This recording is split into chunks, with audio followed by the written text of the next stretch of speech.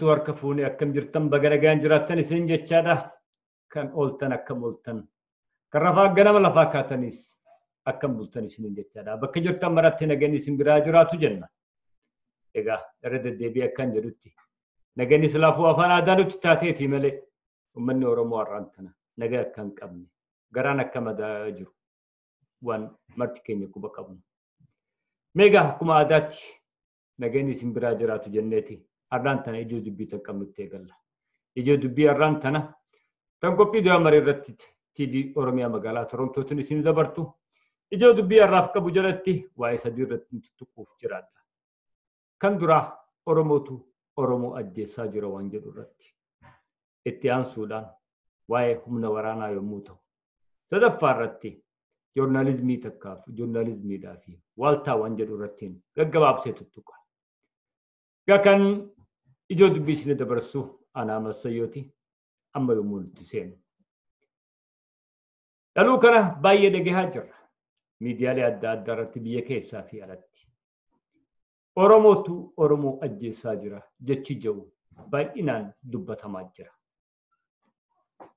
oromoon yoomi as kan oromoo ajjeesuu eegalte jennee yoo if gaafanne oromoon sirna bulchiinsa mootummaa habashaa jalatti humna waraanaa ta'uu kan eegalte har'aaniti ifa minilikiin booji'amne humnaan mirgi oromummaadhaa sarbamne bitamaa taane gabra taane biitti teenya ummanni keenya akka jirutti gabrummaa jala seene as ummanni oromoodha waraana ta'e duulee ummata sarrattis biyya saniifis duuluun isaan oolama egaa bara dargiidha akkuma yaadannutti milishaa jedhanii leenjisanii abaa'oo barbaaduudhaaf waraana abaa'oo dhabamsiisuuf jedhame keessaafuu gama harargee gama baha oromiyaadhaatti duulchisaa tura harargee lixaa tanarra jaamtu tana keessatti milishaa oromoodha nama 6,000 leenjisaniiti waraana abaa'oo irratti bobbaasaa tura gaafa san oromootu oromoo irratti duule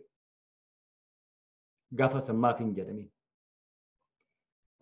namni tokko kan mootummaa takka keessatti mindaadhaaf jedhee humna waraanaa ta'ee duule oromummaaf jedheeti humna waraanaa san keessatti of galmeeyse ilmi oromoodhaa kanarraan tana waraana mootummaa san keessa jiru kan oromoon bilisa baasuudhaafiin oromoof loluudhaafiin oromoorraa diina ittisuudhaafiin humna waraana mootummaa Itoophiyaa tan jedhamtu keessa seenee galmaa'ee jira yoo jiraatan hin beeku namni beektan yoo jiraatan namni dhageessa yoo jiraatan gabbaasanii dubbachuu qabdan humniti waraanaa kan jedhamu san keessa kan oromoofiin bakka san seene jedhe yoo jiraate gabbee dubbachuu qaba akka biraan ujuulaa irraa dhageenyatti dirree baasee nutti himee jira biyyuma fedhe keessatti waraanni poolisiinis ta'e humniti hidhattee mootummaa takka jalatti mindooyte bobbaafamtu mirga ummataatiif osoo hin tahin mirga sirna bulchiinsa abbaa angoodhaa abbaa irree kan angoorra jiru tiksuudhaafi tiksisuudhaafi kun sirriitti jala harreeqamee beekamuu qaba hadhaan tana kan qawwee itti kennamee leenjifamee deemii fixii mana gubi jedhamu san oromoodhaaf miti kan oromoodhaaf lola jedhu kan mirga oromootiif hin dhaabbate jedhu kan mindaa hin arganne kan raashinni takkaafuu nyaanni jala hin deemu kan qorichi itti wallaanamu fe'amee jala hin deemu kan bishaan fe'amee jala hin deemu kan dhugaatiin mimi'ooytuun kan isa bohaarsitu kan isa gammachiiftu fe'amee konkolaataadhaan jala hin deemu kan rasaasni isa barbaachisu konkolaataan fe'amee jala hin deemu kayyoo akka malee miidhame xayyaaraan illee ta'u helikopteraan illee ta'u fuudhamee mana wallaansaa geeffamu san hin arkanne san kan lubbuu isaa takkitti qabu maatii isaa warra isaa haadha isaa abbaa isaa haadha mana isaa fi firootaa fi aalii isaa dhiisee mirgi oromoodhaa hin eeggamne gaaffiin oromoodhaa hin deebine tan qabsooyneef tan falmineef tan dhumneef tan wareegamneef tan abbootiin teenya irra dhumanis tanaa miti. Haga san deebitutti hin gallu jedhee warra daggala filateetu isaani warri Oromoodhaaf dhaabbate. Warri mirga Oromootiif falme. Kan Oromoof du'aa jiru isa. Akkuma namaatti illee haa fudhannu. Waraanni mee Oromoo haa jennuuni. Waraanni Oromoodhaa. Kan aadaa Oromoodhaa beeku. Ilmi Oromoodhaa kan Oromoorraa dhalate. Niitii dhiirsa duratti gudeeda. Haadhaa fi ilmoo walirratti gudeeda. Mana irraa gubeeti haadhaa fi manguddoo jaarsa alatti ilmaanii gochi. Mana malee alatti darba. Haadhaa fi ilmoo walirratti ajjeesa.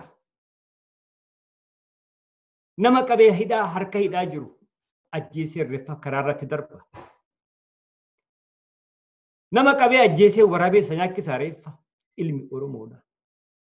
Ilmi Oromoodhaa jaarsa waggaa 100 dhiyaate mana hidhaa kaaya. Rakkisa miidha. Ilmi Oromoodhaa mana Oromoon keessa galtu midhaan Oromoo buruu akka ilmaansaa akka nyaachifneef irratti guba. Hayye Oromoon lafarraa buqqaaseeti Oromoo ari'a. Kana Oromoon kan silaafuu reefuun tanna jedheetiin jira kan Oromoodha. Warri kanaan Oromoo jettan. Warri kunis Oromootu Oromoo ajjeesa jettan. Mee jarri kun Oromoodha. Ilmaan ayyaa. Mee sammuu teessan xiqqoo tasgabbeessaa itti yaada. Yooniif hojiin akkasii akka nam tokko akka dhuunfaadhaatti badiini hojjete ilmi namaa. Waraanaas ta'e mootummaa keessaas ta'e ammoo itti gaafatamni jiraachuu qaba. Keessaafu warri fuudhee nama duratti rashaane ajjeese. Warri mana hidhaa keessa nama hidhamee jiru seeraan hidhamee jiru ajjeesee karaa irratti gaafatame. Warri mana namaa gubanii viidiyoo salfii qabatanii dhiichisan afaan Oromoo dubbachaadha. Kanaatu Oromoo ajjeesaa jira jenna. Dhugaadha. Itti gaafatamanii. Tanaafiga wanni sirnaaf dhaabbatanii garaa isaaniitii fi sirnaaf malee Oromummaadhaaf miti. Warra akkana Oromoo jechuun hin qabu. Maaliif yoo kan jettan taate Oromoo ta'e kan Oromoo irra duule hedduu. Addaa miti. Bilchiginnaa biyya Ahmed jala qullaadhaa miti. Gaafa dargiitiis ture. Hayyee Oromoon dilli san deemteeti. Eertiraa wajjin loleettee tachi dhumte san yoo akkas taate Isaayyaas Afeworqii Oromoo 100 ol fixee jecha. Isaayyaas Afeworqii maaliif hin qeeqe? Har'aan ta'a. Duula godhame irratti Oromoo 100 ol fixe. Hayyee Somaalee keessatti lola Somaalee waliin gaggeeffametti Oromoo meeqaatu dhume? Oromiyaaf lolee gaafa san karaa isaatiif jedheeti. Mindaadhaaf jedhee deemee du'e. Waraanni mindeeffamee ergamee leenjifamee ajjeesi jedhamee bobbaafame san. Sabat bakka bu'ee osoo hin tahin. Sabboonummaa bakka bu'ee osoo hin tahin. Garaasaa bakka bu'eeti. Sirna saniin jiraachisa jedheeti. Lubbuusaa kan. Garaasaa gurgurateeti. Lubbuusaa of kan. Kan biyyaaf du'e jettan soba. Tokkolleensaa kan biyyaaf hin du'e. Biyya tam qaba. Kan biyyaan qaba beekutti. Gaafa adawaadhaa akkasitti kan fardi dilli adawaa irratti lolessan kan Oromootu. Oromoodhaaf maaltu siqi? Oromummaa isaatiif gaafa lolee gad deebi'ee gaallummaan isaa irraa hin hafu. Gaallaa jedhamuun irraa hin hafu. Hayyee. San qullaadhaa miti.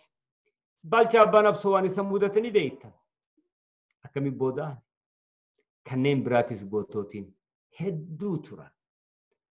Dantaadhaaf achi seenanii maqaa asirratti urjii lakkaawwatanii Oromoodhaaf miti sirna isaan bakka bu'an san sirna san jiraachisuudhaaf sirna san Oromoo irratti jiraachisuudhaaf gabrummaa san Oromoo irratti tursiisuudhaaf warra mindaawee galfeen befamee qawwee baadhate malee warra Oromoo fudhaaf naasuu ilaalcha Oromoo sammuu Oromoo qabu miti.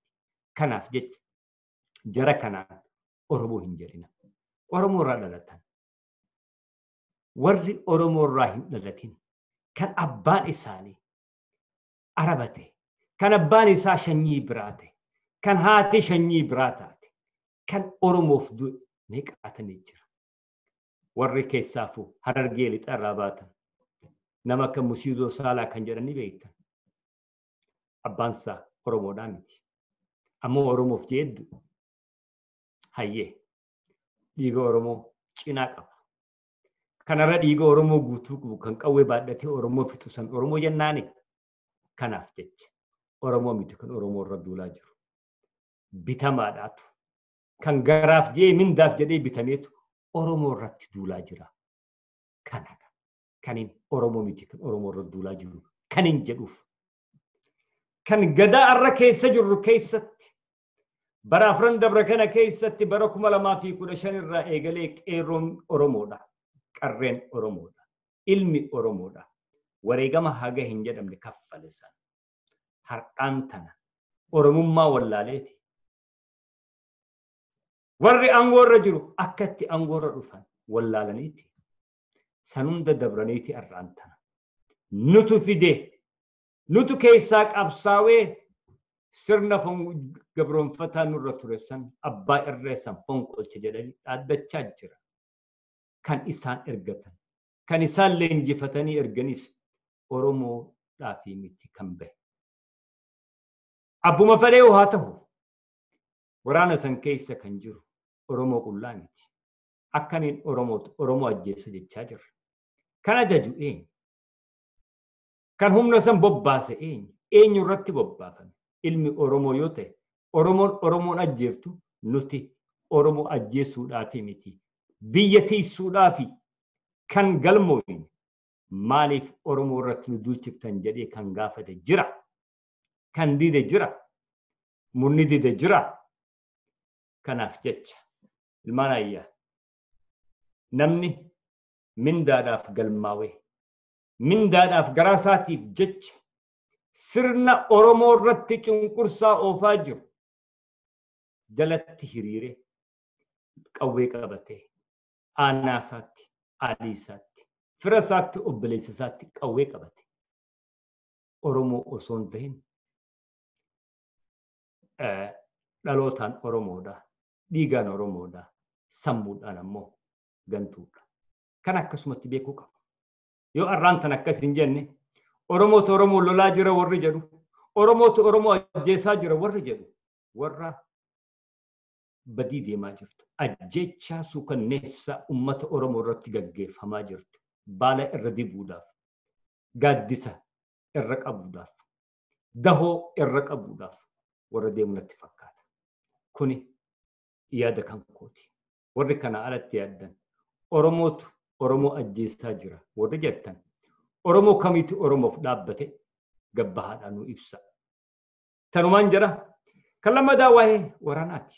Torban kana keessatti tokkumaa garratti Abiyyi Ahmed ajajoota waraanaa waliin qabeetti qacelfama haaraa kanneefi wanni isin dhaabbattaniif heeraa fi seera biyyattii tiisu dangaa biyyattii tiisu.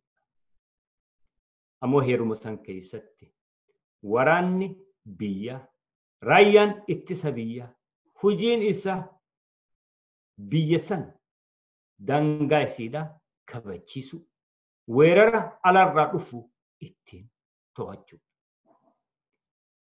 Heeraa fi seera kan eegsisu addunyuma tana irratti humna poolisiidhaati. Poolisiin biyya biraa yeroonii fi eebbifamtu. Tooftaa akkaataa itti nama ittisan badaa itti qaban qullaadhaa miti. Heeraa fi seera biyyaa akka amantaatti, akka maxaafa qulqulluutti, akka quraanaatti dubbisaniiti baratan. Akka heera san hin cabsineef. Wanni isaan eegsisan akka heera san ta'eef itti himuudhaaf sir akka beekaniif. Adda torban lama dura yeroon fi Biraanuu Juulaa gabbahe jaarmayoota siyaasaa dhaqe. warra humnaan aangoo qabachuu deemu jaarmoota siyaasaa jedhee hoggaa deemu. Maaltu isa galche? Efa militariin hojiin isiidhaa siyaasaa biyyattii keessa galuudhaa miti gaje. Birraa dhufurraa dabree takkaafuu kan itti aanus mootummaan tun ni jiraattii gaafa jedhu. Maal jechuusaati? Paartii waraana paartii Itoophiyaadhaa paartii biltsiginnaa ta'uusaa dirree kaa'e jecha. Kanaaf jecha waraanni Itoophiyaa kanarra jiru waraana biyya kan siyaasaa keessa osoo hin seenne osoo hin ta'in. Akkuma gaafa wayyaaneedha akkuma gaafa yaaddee waraana yaaddee kan jedhan san adhaallee waraana biltsiginnaatti jijjiiramanii aangoon biltsiginnaa ni turti jedhee nutti himee jira. Egaa isaan gara filmaata fageessineeti gara adda addaatiin warra siyaasaadhaa irra aanna jechaa jira. Biraanuu Juulaa immoo gabbaheeti otoo hin beekin nutti hime. Kanaaf jecha waraanni biyya sanii waraana uummataaf dhaabbate kan heeraa fi seera biyyaa tiisuudhaaf dhaabbate osoo hin ta'in kan biltsiginnaa aangoo irra tursiisuudhaaf dhaabbate ta'uusaa asirratti. Maaliif yoo kanaan jettan taate? Yoonii fi heerri inni kabachiisuudhaaf የህገ መንግስቱ ጠባቂዎች ናችሁ ከነብይ ጀደንሰን ሄሪ ሰን ማልጀ ሄሪ ቢያ ካን በረፈመሰን ማልጀ አብይ አህመድ ይፊ ብልጽግና ፓርቲን ጀረምቱ ሄረሰን ሁጅር ኦልቻ ጅርቲ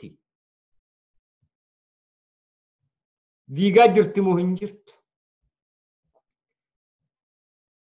ሰገንታን ይሳለፈ ካየተን ማልጀ كايتني أفرتني جها مالجل كايني صدومي سجل مالجل سنان كايني درا مالجل أنتنا موتم مانسن كايتوتا كان يفدر كيسي دبفتي كان هجي رول تاجرتي أفرتني تربة مالجل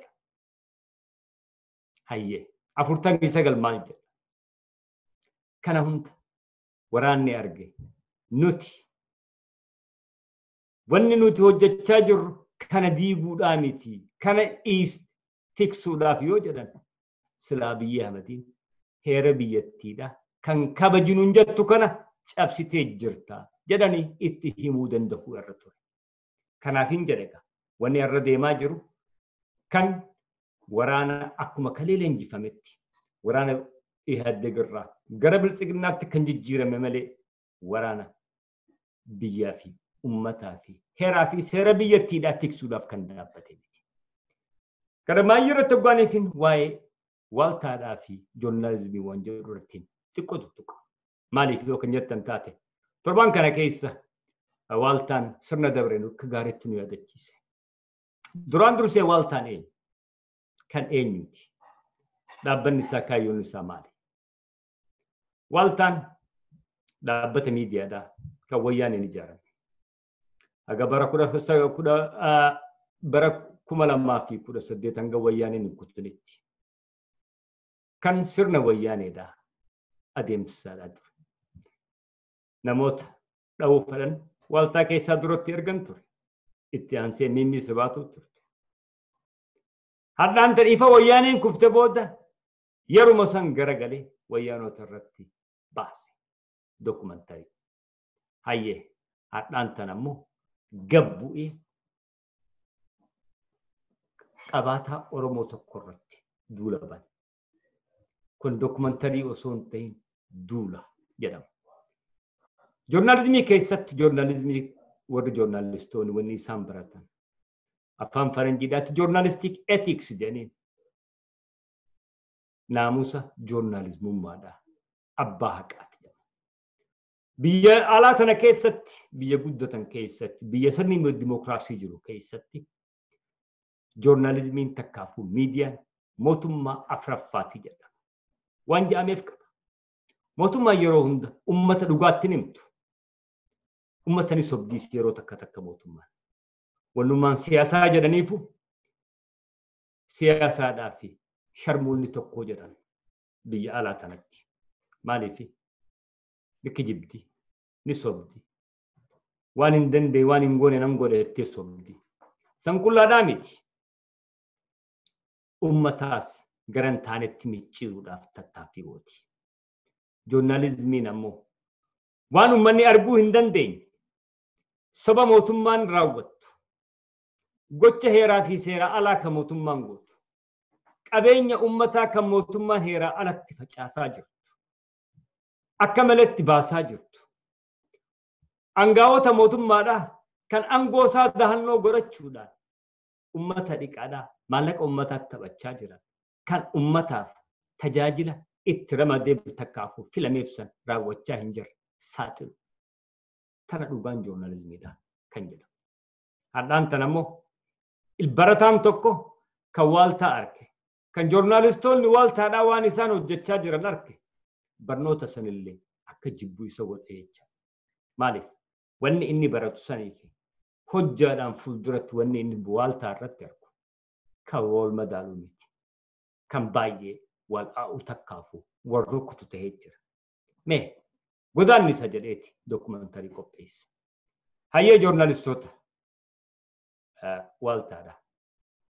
Reefa akkumaan tuqatti miidiyaan takkaafuu joornaalizimiin mootummaa afuraffaati hoggaan jiru.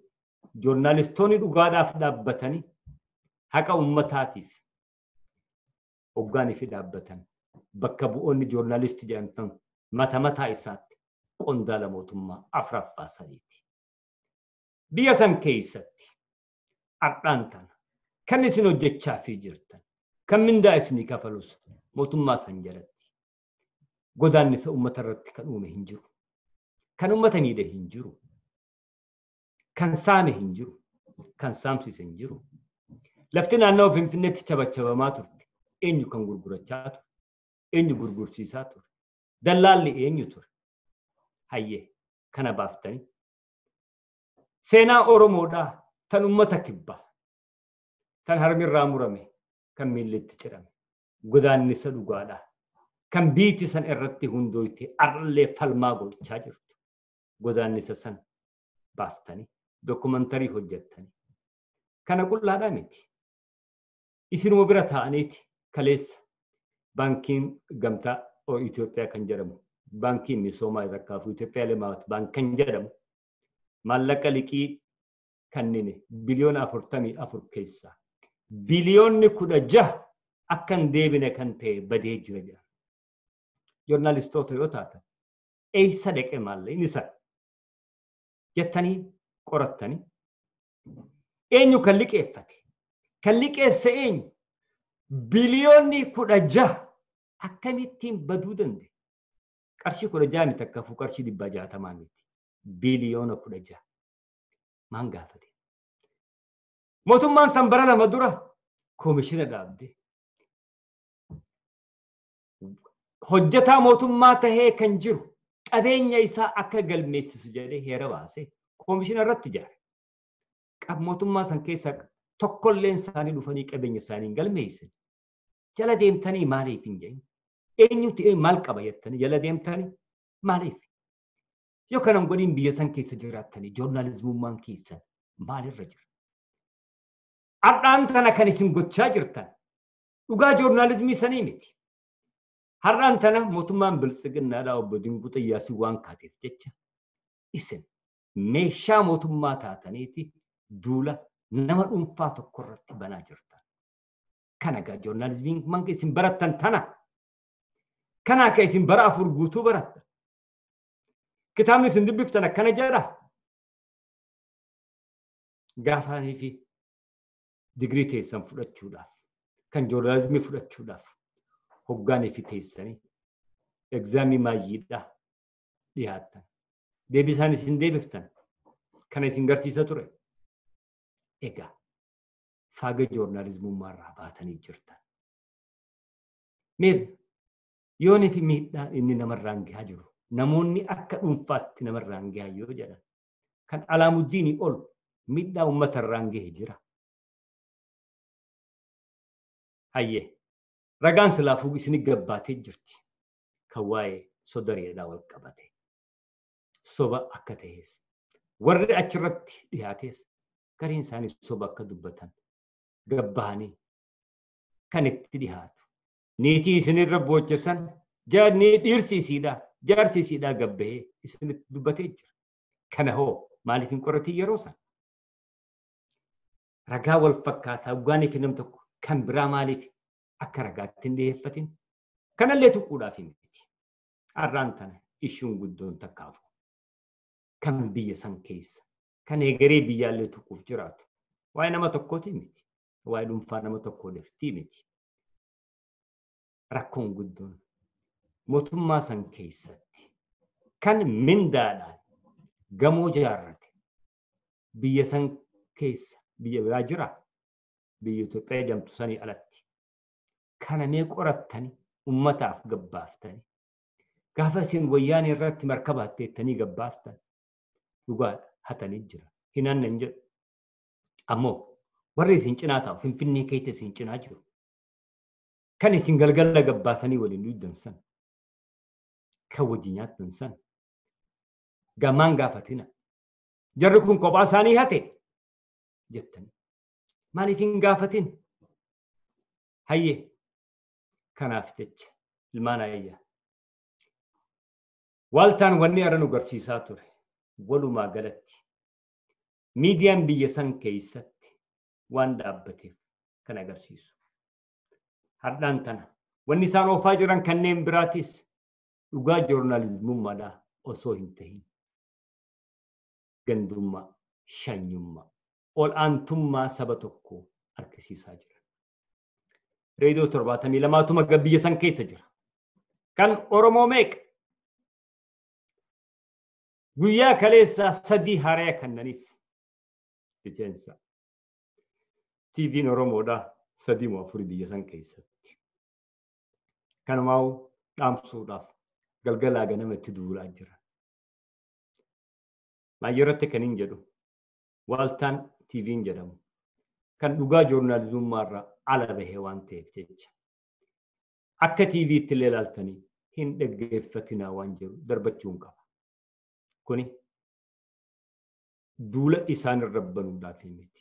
Dhugaan jirtu ammoo akkuma lafa kaayetti ulaagaa joornaalizimummaadhaa irraa waan bahe hojjechaadhaa jira. Dhugaadha. Nam tokko irratti dokumantarii hojjechuun ni jira. Ammoo hoggaa tokko hojjettu kan biraa kan sanii olii kan ummanni beeku kan ummanni irraa booyu kan ummanni itti dhumaa jiru kan summiin inni facaasee dhalti isaallee arrallee jalaa dhumaa jirtu horiin isaa loonsaa jalaa dhumaa jiru san dubbatamu san immoo fardiin birriidha. Meelmaan ayyaa walti naqaba laala warri gaafa pirootektiin laga daadhiidhaa bitamu birrii meeqaan bitani? Warqee meeqaa turraa beesan boota? Maallaqni san eessa dheqaa ture?